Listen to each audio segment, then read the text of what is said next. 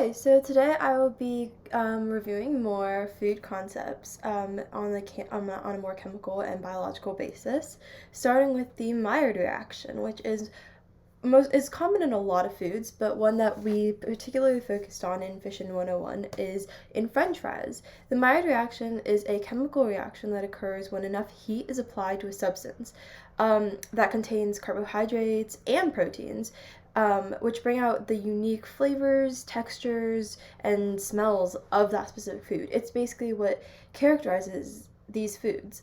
And this happens because the compounds of the carbohydrates and proteins are broken down and formed into new ones, which creates a more unique composition of this food. The next concept is fermentation, which is basically when microorganisms aid in converting certain molecules into acids, gases, or alcohol when oxygen is absent. There are so many benefits to fermentation, including an improved nutritional value, an increased synthesis of select vitamins, and a distinct flavor profile. A certain food that's fermented is cheese. That's the reason there are differences in the composition and physical appearance of other cheeses, because what happens is the lactose in cheese is fermented into lactic acid, which then decreases the pH of the cheese, and the acids start to denature proteins, which is responsible for the outcome of different textures and different firmness. Because the denaturing of the proteins changes the proteins. Similar to the Maillard reaction, it breaks them down and changes them into a new protein, which is unique to that specific cheese. Next is how unsaturated fats have more moisture content, so they create more fluidity within the desserts or whatever baking good you decide to put it in, and the unsaturated fats, like liquid oils or like any liquid substitute you might use, in this case liquid oil, has the water content that then binds with flour to create gluten.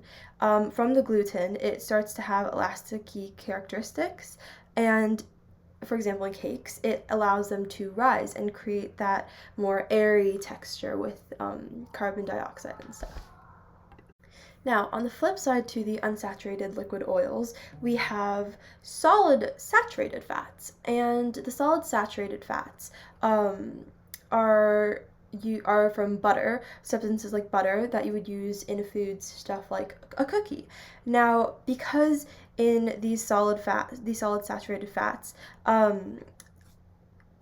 the lipids are very packed tight and very, very bonded, and because of that, it tightly binds the dough during the cookie process. So instead of rising like the elasticy characteristics of gluten, the tightly packed lipid bonds allow the cookie to spread flat and stay downward, I guess. Sorry, I don't really know the best description for that, but the way a cookie cooks when it's melted. So that's because if you look at the molecule, a saturated fat is straight, whereas unsaturated has more bend to it, so it's more fluid, whereas saturated fats stacked on top of each other create that more tightly packed, sturdy type of structure. Now, last but not least is flour/leavening agents. So we kind of touched on this before with the unsaturated fat, but we're going to go a little deeper into it now. So basically, flour is mixed with water and it creates gluten. So this gives desserts a fluffy, nice texture because the leavening agents also create tiny air pockets when they release carbon dioxide during the baking process, and this makes the product less dense and helps it rise. Thank you for listening to my 5 concepts.